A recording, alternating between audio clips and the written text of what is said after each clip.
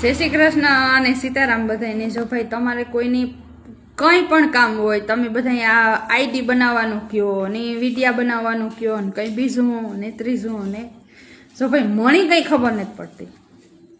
આપણે અભણ માણસ રહ્યા એટલે ગુજરાતી માન વાસે હકીએ તો તમારે બધી કોમેન્ટનો હું જવાબ ન દઈ શકા ભાઈ।